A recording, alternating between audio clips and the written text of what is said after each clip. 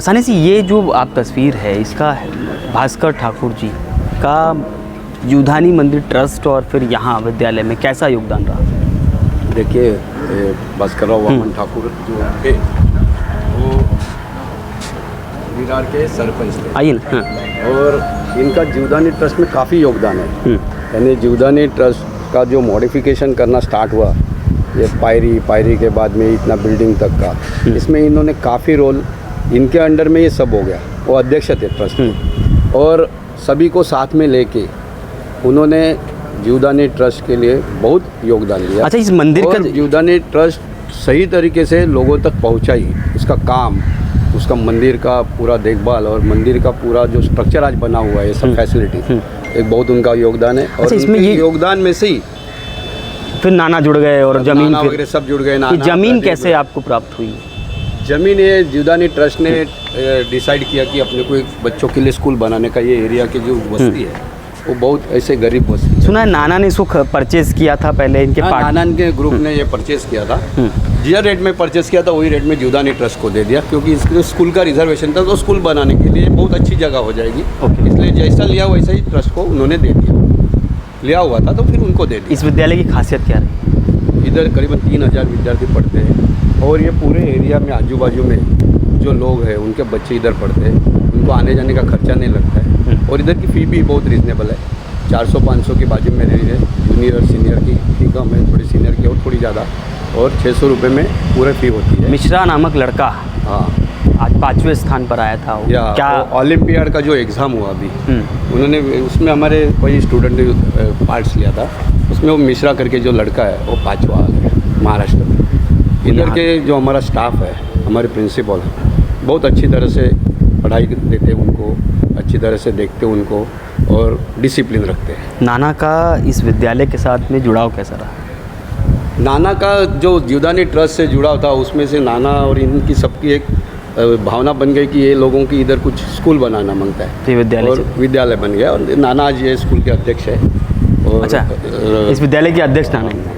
ठीक है, thank you.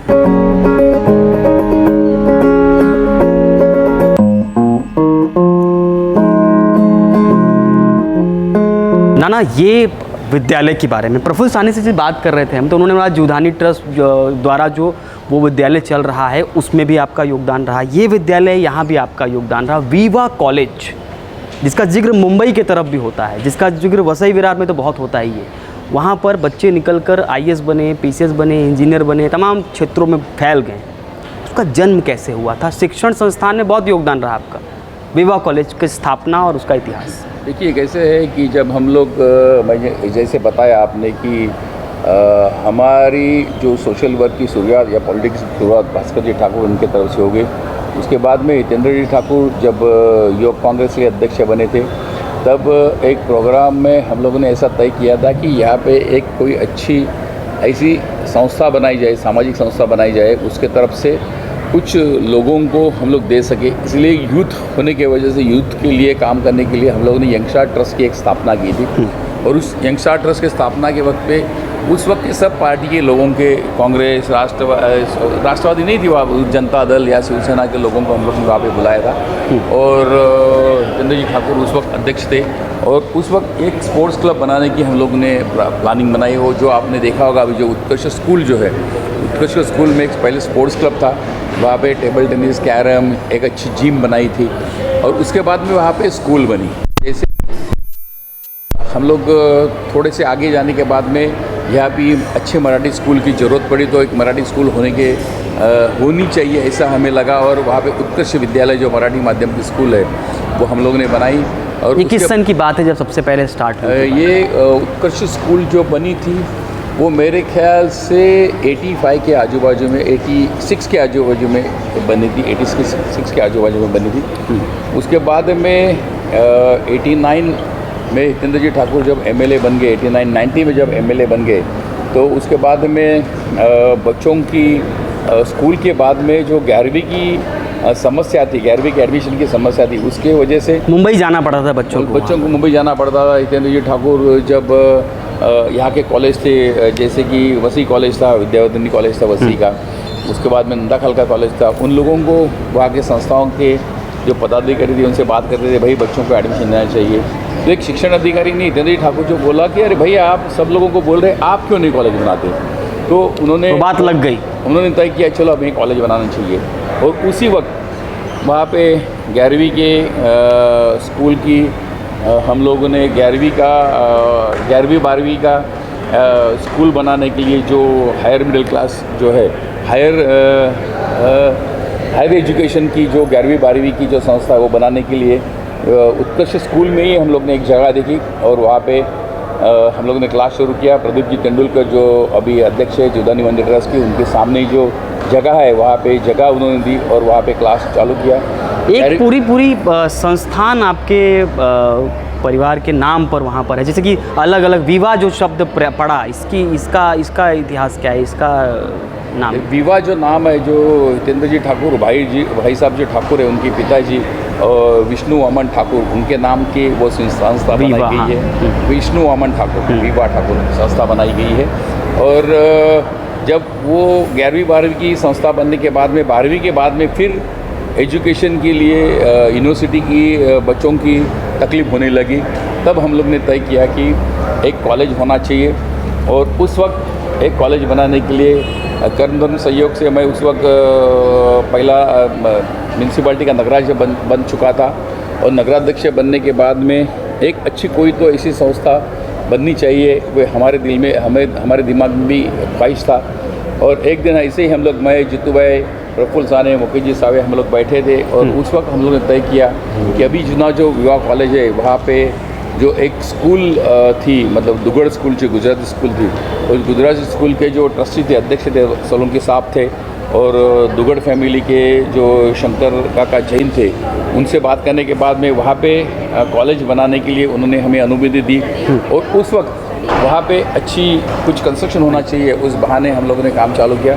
और उस वक्त जब मटेरियल, मैं खुद मटेरियल सप्लायर था, मटेरियल की जो बिल्डिंग मटेरियल जो लगता है, रेती, खड़ी, ईंट वगैरह, तो उस वक्त मैं बोला कि चलो मैं ये दे सकता हूँ, और मेरी तरफ से मैं देने के लिए कोशिश की।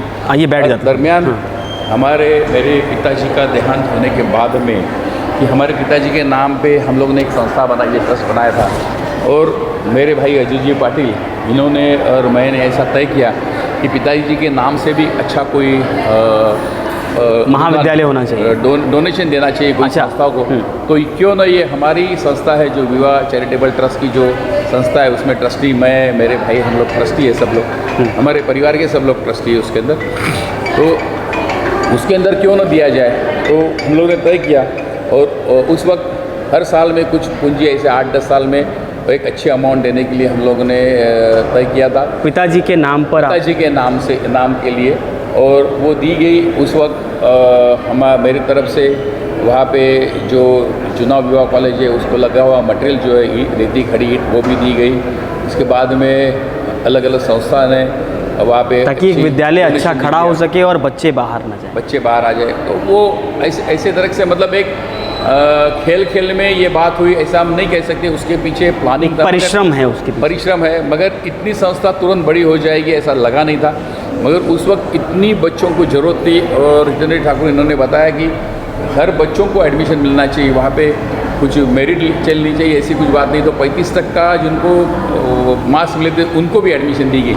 और उसकी वजह से आज देख रहे हैं आपकी विवाह कॉलेज जो है, शायद महाराष्ट्र में नहीं, इंडिया में सबसे बड़ी कॉलेज है। जूनियर कॉलेज में 11वीं की तो उनके लगभग 50 डिवीज़न 11वीं के हैं, 11वीं कॉमर्स के। तो इतनी बड़ी संस्था जो बन गई, इसके पीछे यहाँ की बढ़ने वाली आबादी और जो हमारे नेता हितेंद्र जी ठाकुर, उनका जो विजन था कि एक अच्छा महाविद्यालय लेना चाहिए, और उसका ये सोशल वर्क से फिर उसके वजह से डेफिनेटली पॉलिटिक्स में भी उसका फ़ायदा हो गया। क्योंकि हम लोग जब घूमते हैं इलेक्शन के वक्त पे, तो हर 2 रूम छोड़ के एक जगह पे तो हमें विवाह कॉलेज विद्यार्थी मिल जाता है, विद्यार्थी मिल जाता है, और वो कहता है अरे मैं तो विवाह कॉलेज का स्टूडेंट हूँ। तो उसका फ़ायदा पॉलिटिक्स में डेफिनेट होगा। अभी जुदानी मंदिर में भी एक मिली थी युवती, उसको भी विवाह कॉलेज की स्टूडेंट थी, और आप कहीं ना कहीं ऐसा कहा भी जावे, मतलब पूरे इंडिया में नहीं, पूरे वर्ल्ड में हम लोग जाते हैं, तो अगर कैटरिंग के, मतलब कैंटीन में या होटल में कोई मिलते, तो विवाह कॉलेज के बच्चे हमें जहाँ मिलते वहाँ मिलते ही मिलते। बॉम्बे में कोई भी 5 स्टार होटल में जावे तो विवाह कॉलेज के बच्चे हमें मिलते ही मिलते हैं। तो ये विवाह कॉलेज की जो संस्था जो है, एजुकेशन संस्था जो है, वो बनने के बाद में हमें एक अच्छा विज़न मिला कि भाई यहाँ पे एक अच्छा एजुकेशन कॉम्प्लेक्स और होना चाहिए। उसके बाद में इंजीनियरिंग कॉलेज, अलग अलग कॉलेज, मतलब मेरे ख्याल से विवाह कॉलेज की संस्था है, उसके अंदर मेडिकल छोड़ के architect, engineer, law, post graduation, संगीत, म्यूज़िक, आर्ट, हर फैकल्टी की वहाँ पे कॉलेज से एजुकेशन संस्था है। और उसे समाज की तो सेवा होती है, मगर पॉलिटिकल माइलेज भी उससे अच्छा मिलता है। धन्यवाद। ये